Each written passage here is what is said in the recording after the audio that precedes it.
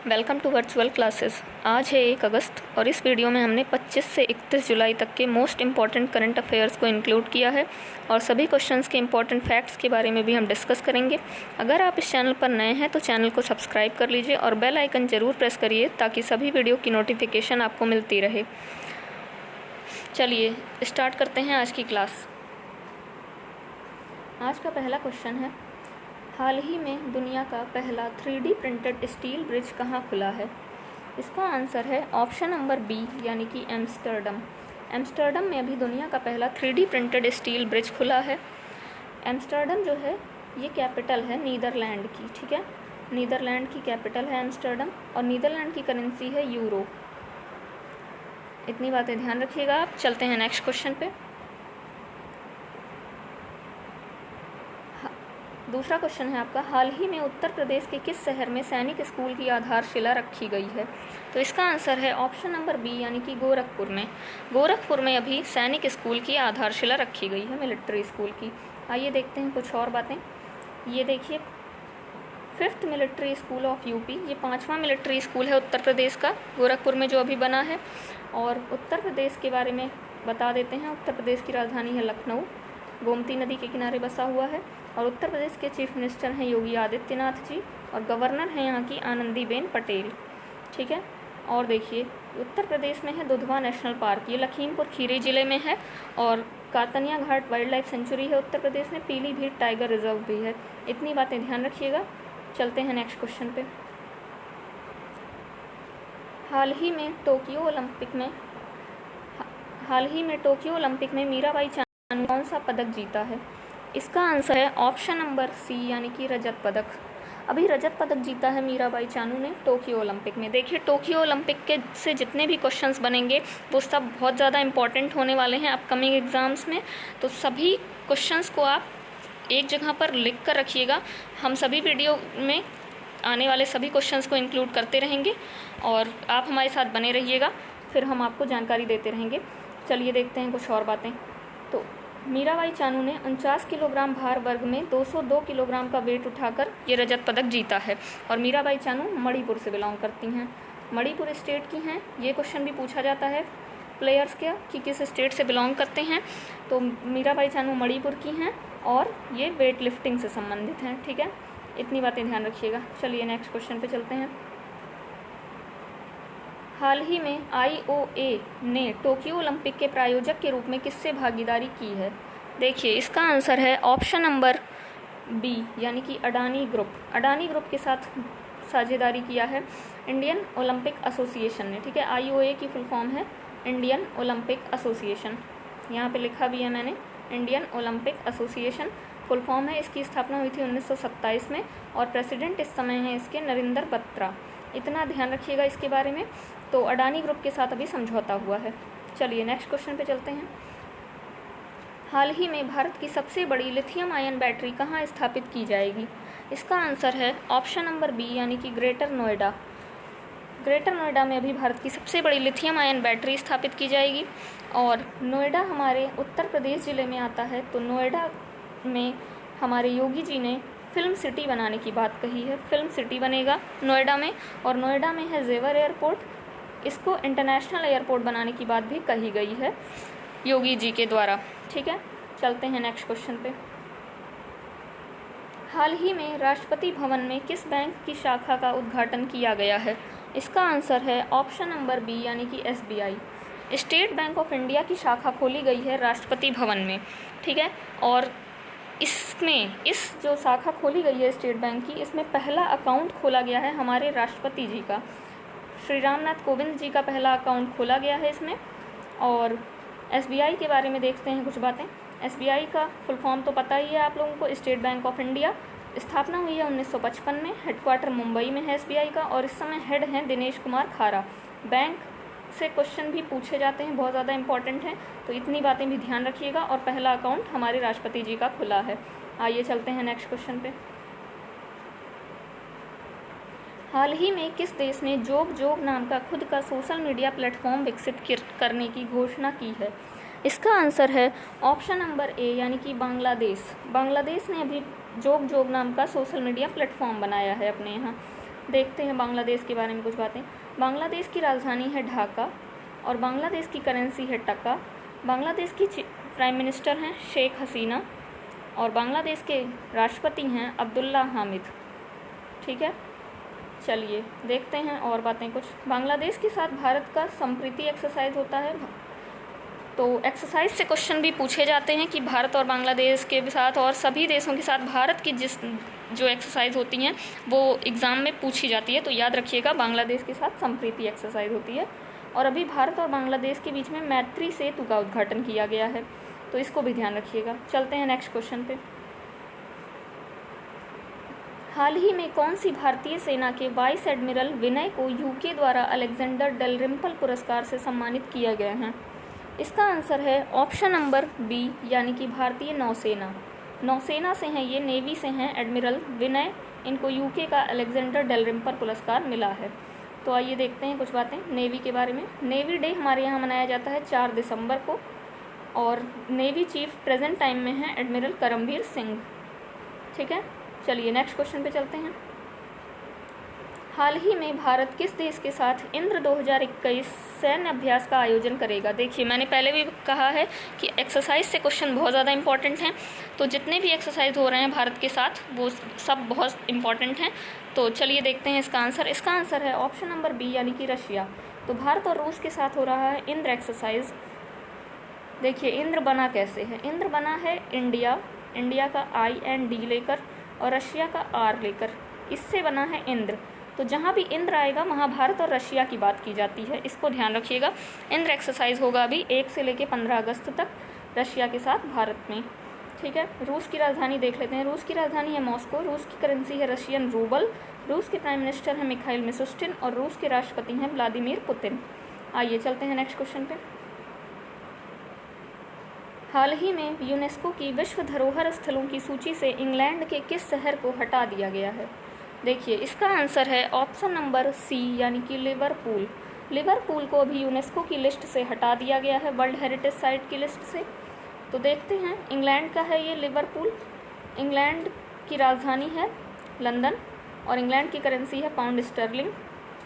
UNESCO के बारे में फुल फॉर्म देख लेते हैं। United nation education scientific and cultural organization. UNESCO की स्थापना हुआ है 1945 में और हेडक्वार्टर इसका है पेरिस, फ्रांस में। ठीक है, इतनी बातें ध्यान रखिएगा। चलते हैं नेक्स्ट क्वेश्चन पे। हाल ही में मध्य प्रदेश के ओरछा और किस शहर को यूनेस्को द्वारा अपनी ऐतिहासिक शहरी लैंडस्केप परियोजना के तहत चुना गया है? तो देखिए इस वीक में यूनेस्को ने बहुत सारी साइट्स को अपनी वर्ल्ड हेरिटेज साइट्स की लिस्ट में शामिल किया है। तो हम सभी क्वेश्चंस को इंक्लूड करेंगे अपनी वीडियो में और आप हमारे साथ बने रहिएगा। इसके लिए आप चैनल को सब्सक्राइब कर लीजिए और बेल आइकन ज़रूर प्रेस करिए ताकि आने वाली वीडियो की नोटिफिकेशन आपको मिल जाए। तो देखिए यूनेस्को के कितनी साइट्स इस वीक में शामिल हुई हैं। इसका आंसर है ऑप्शन नंबर बी, यानी कि ग्वालियर। तो अभी मध्य प्रदेश के ओरछा और ग्वालियर डिस्ट्रिक्ट को ऐतिहासिक शहरी लैंडस्केप परियोजना के तहत चुना है यूनेस्को ने। ठीक है, यूनेस्को के बारे में मैंने आपको ऊपर बताया ही है, तो ध्यान रखिएगा। आइए चलते हैं नेक्स्ट क्वेश्चन पे। हाल ही में शिलोंग में ISBT का उद्घाटन किसने किया है? इसका आंसर है ऑप्शन नंबर सी, यानी कि अमित शाह। अमित शाह जी ने अभी शिलोंग में ISBT का उद्घाटन किया है। शिलोंग जो है ये मेघालय की कैपिटल है, मेघालय की राजधानी है शिलोंग। तो अभी ये मेघालय जो है ये नॉर्थ ईस्ट का ये स्टेट है। नॉर्थ ईस्ट में हमारे 7 स्टेट्स हैं, तो इन 7 को कनेक्टिविटी प्रदान की जा रही है, सबको कनेक्ट किया जा रहा है एक दूसरे से। तो इसी के लिए ये सारी परियोजनाएं चल रही हैं।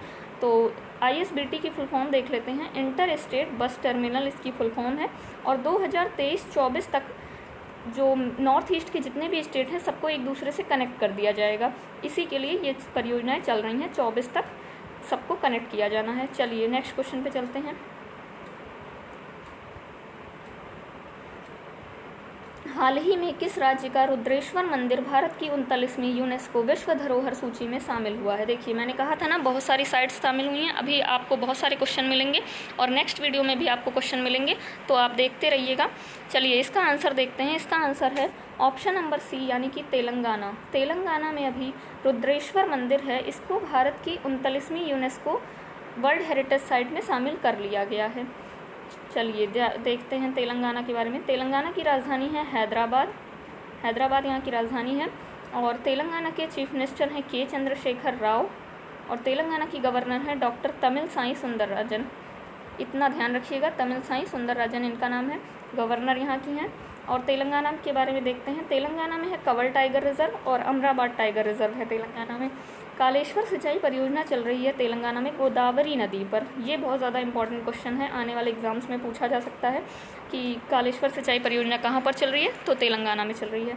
फेस्टिवल देख लेते हैं तेलंगाना में कौन कौन से मनाए जाते हैं। बोनालू त्यौहार, बतकुम्मा और नबोबा यात्रा, ये 3 फेस्टिवल मनाए जाते हैं। फेस्टिवल से भी क्वेश्चन पूछे जाते हैं एग्जाम्स में, तो ध्यान रखिएगा ये तीनों फेस्टिवल भी और सिंचाई परियोजना जो है, सारे क्वेश्चंस बहुत इंपॉर्टेंट हैं। यूनेस्को साइट तो बहुत ज़्यादा इंपॉर्टेंट है, तो इस क्वेश्चन को ध्यान रखना है आपको। चलिए नेक्स्ट क्वेश्चन पे चलते हैं। हाल ही में कारगिल विजय दिवस कब मनाया गया है? इसका आंसर है ऑप्शन नंबर बी, यानी कि 26 जुलाई। 26 जुलाई 1999 ईस्वी में हुआ था कारगिल युद्ध। तब से ही 26 जुलाई को हमारे यहाँ कारगिल विजय दिवस मनाया जाता है। देखिए 1999 में हुआ था ये, और अभी 22 साल पूरे हो गए हैं इसको, तो 26 जुलाई को कारगिल विजय दिवस। चलिए नेक्स्ट क्वेश्चन पे चलते हैं। हाल ही में किसने अपनी नई पुस्तक an ordinary life portrait of an Indian generation का विमोचन किया है? इसका आंसर है ऑप्शन नंबर बी, यानी कि अशोक लवासा। अशोक लवासा जी ने अपनी पुस्तक एन ऑर्डिनरी लाइफ का विमोचन किया है। देखिए बुक्स के क्वेश्चन भी बहुत ज़्यादा इंपॉर्टेंट हैं, कोई भी बुक किसी भी एग्ज़ाम में पूछा जा सकता है, तो बुक के क्वेश्चन बहुत ज़्यादा ध्यान रखिएगा कि राइटर कौन है और विमोचन किसने किया है, ये सब बहुत ज़्यादा पूछा जाता है। राइटर का नाम खास तौर से याद रखिएगा, राइटर ही पूछा जाता है, तो अशोक लवासा जी की बुक है ये, और इन्होंने ही विमोचन किया है। तो आइए देखते हैं अशोक लवासा जी के बारे में। अशोक लवासा जी जो हैं ये वाइस प्रेसिडेंट हैं हमारे एडीबी में। एडीबी जो है एशियन डेवलपमेंट बैंक, इसका फुल फॉर्म है। एडीबी की स्थापना हुई थी 1966 में, और इसका हेडक्वार्टर है मनीला, फिलीपींस में। फिलीपींस की राजधानी मनीला में इसका हेडक्वार्टर है, और यहीं के वाइस प्रेसिडेंट हैं अशोक लवासा जी। चलिए नेक्स्ट क्वेश्चन पे चलते हैं। हाल ही में शिव नाडर ने किस कंपनी के एमडी के पद से इस्तीफा दिया है? इसका आंसर है ऑप्शन नंबर बी, यानी कि HCL। HCL कंपनी के एमडी के पद से इस्तीफा दे दिया है शिव नाडर जी ने। तो ये भी क्वेश्चन इंपॉर्टेंट हो सकता है, आपके एग्जाम में पूछा जा सकता है। आइए देखते हैं HCL के बारे में। HCL की स्थापना हुई है 1976 में, और हेडक्वार्टर है इसका नोएडा में, और हेड हैं HCL के C विजय कुमार। चलिए नेक्स्ट क्वेश्चन पे चलते हैं। हाल ही में नागरिक उड्डयन सुरक्षा ब्यूरो के नए DG कौन बने हैं? इसका आंसर है ऑप्शन नंबर बी, यानी कि नासिर कमल। नासिर कमल जी बने हैं नागरिक उड्डयन सुरक्षा ब्यूरो के नए DG। ठीक है, इसको भी ध्यान रखिएगा, जो नई नियुक्तियां होती हैं उनसे क्वेश्चन पूछ लिए जाते हैं आने वाले एग्जाम्स में, तो चलिए इसको ध्यान रखिएगा। नेक्स्ट क्वेश्चन पे चलते हैं। हाल ही में IOA ने ओलंपिक स्वर्ण पदक विजेता एथलीट के कोच को कितने रुपए नकद पुरस्कार देने की घोषणा की है? देखिए जो भी एथलीट स्वर्ण पदक जीतेगा उसके कोच को पैसा दिया जाएगा, जो पुरस्कार के रूप में IOA दे रहा है, तो इंडियन ओलंपिक एसोसिएशन। इसका आंसर है ऑप्शन नंबर बी, यानी कि 12.5 लाख।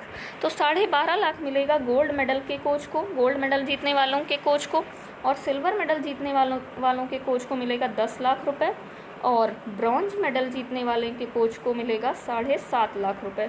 ये पूरा डेटा याद रखिएगा आप लोग, क्योंकि क्वेश्चन किसी से भी पूछा जा सकता है, ज़रूरी नहीं है गोल्ड मेडल से ही पूछा जाए, सिल्वर और ब्रॉन्ज से भी पूछा जा सकता है, तो ये पूरा डेटा ध्यान रखना है। चलिए नेक्स्ट क्वेश्चन पे चलते हैं। हाल ही में किस देश में दुनिया का सबसे बड़ा तैरता सौर संयंत्र कहाँ स्थापित किया जाएगा?